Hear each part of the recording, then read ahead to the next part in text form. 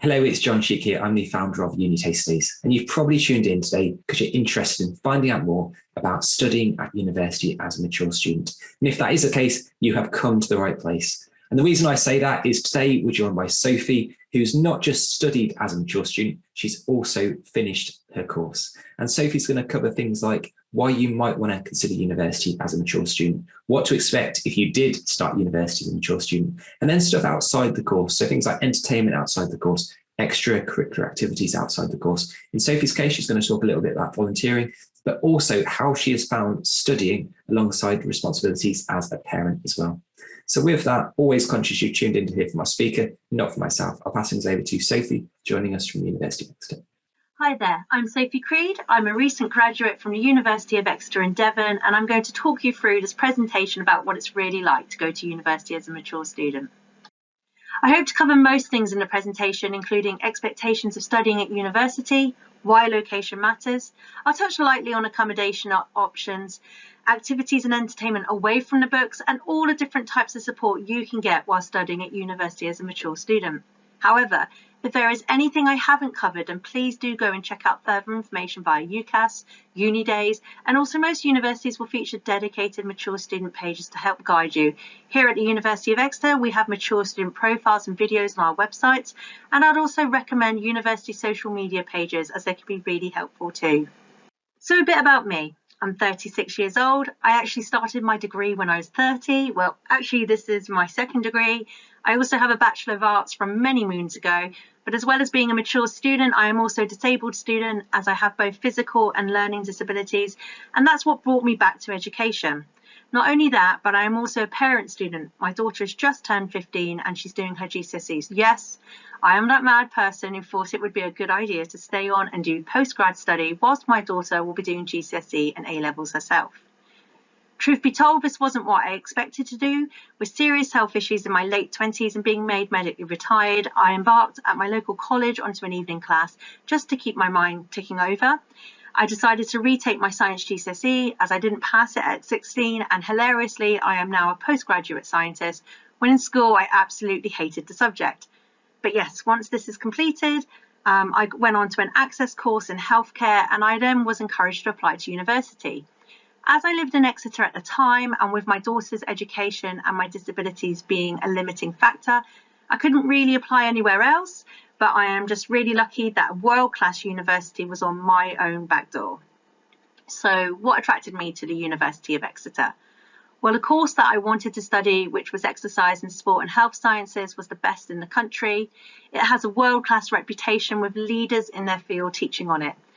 And I knew as this was my second degree, I wouldn't be entitled to any funding for my tuition. And so I really wanted to make sure I was paying for the absolute best my money could get me, an investment into my future, you could say. So what is my course like? Well, it was so varied and it really kept me on my toes, which I like. I'm a really practical and visual learner, and so with the majority of my modules being taught in the labs and in hand-on seminars, it meant that I could really get stuck in and I learned an array of skills. I got to do a teaching module, and I got to also gain vital skills relevant to the healthcare setting, such as taking blood, monitoring a person's vitals, including ECG, and also through a summer internship in the Cerebrovascular Research Unit, I actually learned how to use ultrasound to measure blood flow in the brain. So that's pretty cool. With regards to field trips and study abroad and industry placement options, I haven't myself, although the summer internship was funded by the Physiological Society, and I also had to write up a report outlining my placement and my research. However, I have had several friends throughout the years who have taken field trips and study abroad in other subjects. Although I'd say it's more manageable for the younger students or mature students without children and other jobs that could get in the way. Long-term plans for me, I'm about to embark on my Masters by Research at Exeter, and the ultimate goal, if my health allows for it, is to carry on into and do a PhD in my area of research. So how many hours do we spend a week in a classroom? Well, at university this varies and it depends on your course. Essentially, you've chosen and you're paying for your degree, so there's hopefully more incentive to work. You also often have more control over what aspect of the subject you're studying, i.e. your module choices, and that you get more choice as the years go on throughout your undergraduate. course. And also you'll have a bit more control over when you study too. So as a mature student, it can really fit in with your life, especially the independent study. This will be different to what you might have been used to before back at school and maybe at college. There will often be some timetable sessions, and then independent study alone. And as from year 1 to year 3, the timetable sessions will go down and the independent study will be expected to go up. You'll also have chance to see personal tutors one-to-one. You'll have 24/7 access to libraries and buildings. Quite often, most universities will provide this for you. And the teaching is broken down to essentially 3 cores, which is called lectures, seminars, tutorials, and then depending if you do a science-based degree, then you might have lab work and practical learning as well. A lecture is essentially where you're doing passive learning. You're sat in a lecture theatre and the lecturer is giving you all of this information via PowerPoint, and you're there feverishly trying to write down all of your notes. Personally, lectures weren't for me. I much prefer the intimacy of the seminars and the lab work. The seminars will be more interactive and smaller. You might only have 10 or 20 people in that classroom. And there's the opportunity for discussions and questions, and also the opportunity to practice presentations and build up that confidence, especially leading to your 3rd year. Tutorials tend to be one-to-one or in a smaller group with other tutees, and that's an opportunity for supervision and feedback. And then lab work is kind of consolidating all of that knowledge, all that theory that you've learned, gaining your practical skills, and that's where I really personally, that's where I flourished. Contact time, as I mentioned earlier on, tends to be, you'll have more contact time in your 1st year, and that will go down. So in my 1st year, I had a lot of contact time. I maybe had about 20 hours a week. That went down to about 12 to 15 in my 2nd year, and about 8 to 10 hours a week contact in my 3rd. But as that went down, the expectation of your independent study goes up, and it would still equal out to be about 35 hours a week, although for somebody like me, it takes longer to read, it takes longer to learn, for it to go in the old noggin. And so I was, especially when I was hitting those deadlines and my dissertation, pulling 40, 45, 50-hour weeks. That's not unheard of, but I try my best to get that work-life balance. So on to location.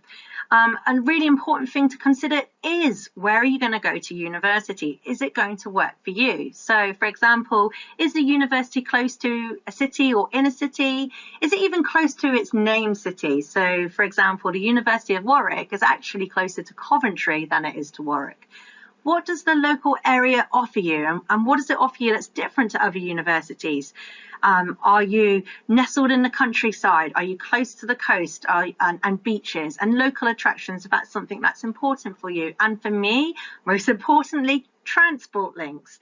How easy is it to get to the institution that you're studying at? Is it going to be where you live? Are you going to have to commute? For me personally, I actually lived in the city of Exeter when I first started studying.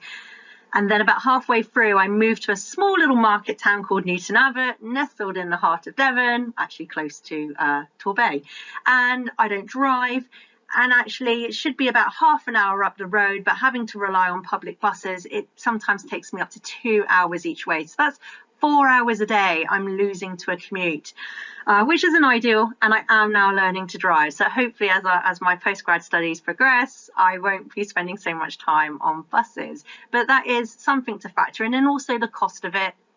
Also, if you're coming to a university to study, but then you're having to travel back home, do you do that via driving, buses, trains, or flying as well? So that's something to think about. So volunteering and your experience at university. There's often lots of chances for volunteering at uni, and this is something I'd really recommend. I know that it can seem like, where will you find the time? But all I can say is I'm really glad that I carved out some time a week to do the things I do, as it's really enriched my university experience. I've gained fabulous friendships through my volunteer work, and it's also led to some really exciting paid opportunities. And indeed, my postgraduate study options came about through my volunteer work. So It can include community work, it can include charity work. Lots of universities will have something called the RAG Society, which is Raise and Give, and that's an opportunity to give back in the local communities and raise money for charities and just do something brilliant with your time at uni. There's also things like university newspapers and magazines, getting involved with the radio station there. And volunteering is great because not only are you giving back to society and meeting people, you're hopefully having fun, you're learning new skills, and it looks great on your CV. When you're a mature student and you're going out there into a competitive workplace, you've got to get everything that you can onto that CV. Volunteering can be done through your student union. At the University of Exeter, it's called the Student Guild, and this is the biggest student volunteering society in the country. And as some of you might know, Student Guild and or the Student Union is pretty much, it's there by students for students, a bit like a school council. There's opportunities to get involved directly in those as well. As well as volunteering, there are other ways to get experience and improve your skills at university. For example, you could apply to work for as a student ambassador, such as me, and do things like this. And many universities also have strong links with employers in the community and opportunities to take part in internships, which will often be paid, which is a bonus. So there are almost 300 clubs and societies at my university alone, and that's spread across 3 campuses in Exeter and Penryn in Cornwall. As an ambassador at my university, I get to take part in all sorts of events, including open days and offer holder days for incoming students, higher education sessions for school children, but what I love doing the most is taster sessions for my subject, which has included a medicine taster day for year 10s and sport and health science practicals for access course students. So you can see it's a really varied role.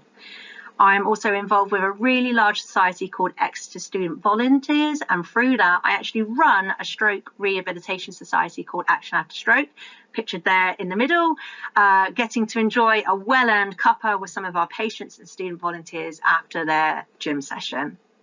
I'm also a member of the Mature Student Society at my university, as well as a student ambassador for the university. I think that's probably, I'm going to do a few things.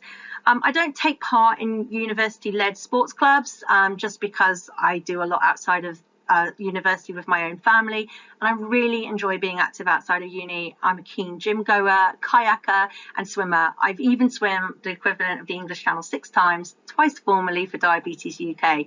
Being active is really important to me, and in my downtime you'll often find me in or on the water smiling like a loon, as you can see in that third photo. And if you're into sports, then there are often an array of clubs you can join, and I really recommend it as it's a great way of getting connected and making friends, which can often be a bit more tricky as an older student. Careers and employability. I'm not going to touch base too much on this slide because it varies wildly depending on what university you go to and what course you're doing. But at my university, some of the statistics are that 90% of students are in work or further study at 6 months post-graduating. And we provide an array of opportunities to make you really employable, including set employability modules, work skills training, volunteering, internships and part-time jobs. And all of these opportunities will lead to higher employability chances upon graduating. I myself have 2 part-time jobs alongside my studies, and on the back of graduating was offered a really exciting bank role as an exercise therapist with a leading charity. But then I was actually really poorly myself with COVID, and so I haven't been able to take on that role. But I think I'm going to be extremely busy with my masters anyway, and I'm hopeful that it will lead to exciting job opportunities once I finish. The jump into higher education can feel like a really big one for some mature students, but there are lots of support services if you need them. Academic, for example, there are personal tutors, a bit like your form tutors, but they keep an eye on your progress and attendance as well, and they tend to be based in your university department, your particular school. And then also you've got the library, which is open 24/7 quite often. They might not be staffed all of the time, but there's always lots of people on hand to help you out. Health and well-being. On universities, there'll be on-campus health centres, open Mondays to Fridays and offering a range of services tailored to students. There's also online services as well if you can't go to them in person. Most universities will provide counselling and wellbeing services on campus as well as online. and multi-faith chaplains, which can offer spiritual and pastoral care for students of all faiths and also no faith. You can just go along and be supported. On my campus, we have a multi-faith space where every Monday they do free soup lunches. You can just pop along, go get a cup of soup and have a chat, which is really nice. And we also have Student Guild, Student Union, which offer advice services. For finance and housing, the Student Guild and the Union will provide those advice services, but also something called a hardship fund, which can help you out if you're having a hard time financially. There's also university bursaries, scholarships and hardship funds and also childcare grants from a student loan company if you need some help with regards to your childcare. In terms of careers, we have a career zone at our university, which is absolutely superb, that I've availed of. They can help you with putting together your CV, application forms for jobs, interview techniques, and even psychometric testing. There's opportunities for mentoring and also an access to a variety of jobs in and out of the university, internships, training, and other employability programs that I mentioned earlier on. I've had to avail of all of these services at some point throughout my studies. In fact, I received funding from Disabled Student Allowance so that I could have weekly academic and wellbeing support sessions. And I've also been lucky that within my own school, there was a wealth of support available for my mental health and wellbeing. And I've been really well supported when health and family issues have arisen. And this has included providing me with extensions on my coursework, deadlines, and also extra time for my exams. Ta-da, here's me, my highlights. Okay, so the highlights of my 5 years as an undergraduate, finally graduating last summer after taking 5 years to get my degree, running an award-winning student volunteer society, being an ambassador for my university for 4 years and being involved in a huge array of different projects, getting a paid student internship with a physiological society, which was very exciting. Last year, I won an international award for my dissertation, and I got to present my research at an international conference, which was hugely nerve-wracking but brilliant at the same time. Great for my CV. And through all of that, being accepted onto my master's by research, and I'm going to further my knowledge and my passion and my understanding in brain research, which is just a dream come true. Here's just an extra page because I'm being greedy. No, in all honesty, I think it's important to acknowledge that when you're a mature student studying at university, it can often be a whole team effort to get you through and to the end. And so here you'll see an array of photos of some of those people that have made it happen for me. We often have the additional burdens of looking after a family, having parents who might be significantly older and needing to be looked after themselves, trying to sort out childcare, being present at your kids' events, including parents' evenings and clubs. And it's really important to get that work-life balance for the sake of those around you, as you're not just looking out for number one. I even had to plan and pull off my own wedding in my second year. Granted, I was part-time due to my health, but it was still no mean feat. Luckily, I had the full support of all of my academic staff as well, and I actually only ended up missing 5 days of uni. That's not too bad. You'll see there's my dog features in some of these photos. We actually got her during my studies, and she's been such a joy, and she's really helped me get through those 18 months of virtual learning during the pandemic. During my studies, I mentioned earlier on, I actually did the Swim 22 Challenge for Diabetes UK, which is swimming the equivalent of the English Channel. I did that with the support of the university sports department. I managed to raise over £1,000 for the charity. They let me practice and swim in the pools at the university for free for 3 months. And I got to host a charity event at our open air pool where over 100 people attended, which was just brilliant. And the last photo there in the corner is a picture of me with some of the patients and student volunteers I work with at a charity bake sale that we'd organised. So you never know what getting involved with a society can do for your future. I thoroughly recommend it. So this is just a brief day, week in the life of me, an exercise and sports science undergrad. Basically, I won't touch base too much on this. It's quite easy to kind of, I've just realised actually that the screen that I'm talking on is now hiding some of the writing there. But basically, my mornings are spent traveling on that really long commute I told you about. I'll have a mixture of lectures, seminars, and labs throughout my day. 2 mornings a week I run the society. Afternoons I try and have my lunch. There'll be more classes. I try and do a bit of reading and catching up whilst I'm traveling on the way home. Evenings I have a strict no work rule.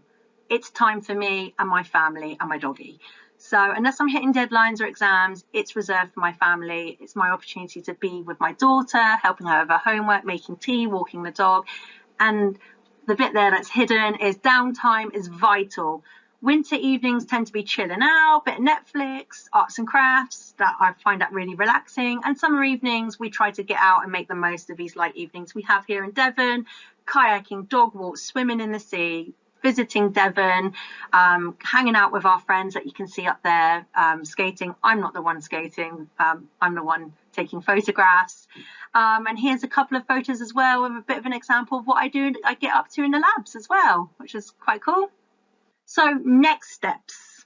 I'm not going to delve too deep into this because it can be so variable depending on what university you are attending and what course you intend to do.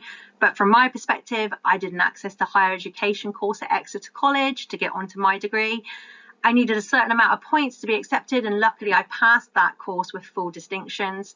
However, universities such as Exeter will consider lower grades if you tick certain criteria, including if you are a care leaver up to the age of 25.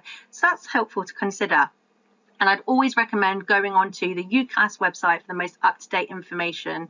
And of course, attending open days, which are currently a hybrid of online and in-person events. Discover University Sessions are an online platform providing information, advice and guidance for prospective students, as well as parents, guardians, teachers and advisors about studying at university. You can take part in online events, including specific mature student events, and that will be an opportunity to hear from our academic community with live Q&As with staff and students. And we also have content that you can access on demand, including informative podcasts and videos. Visit the webpage shown at the bottom of your screen and follow us on Facebook and Twitter to receive updates. Many thanks for joining me. I hope this has been a helpful walkthrough of some key information, as well as providing a real insight into mature student life. Hopefully you can also see yourself being a mature student at university. Good luck.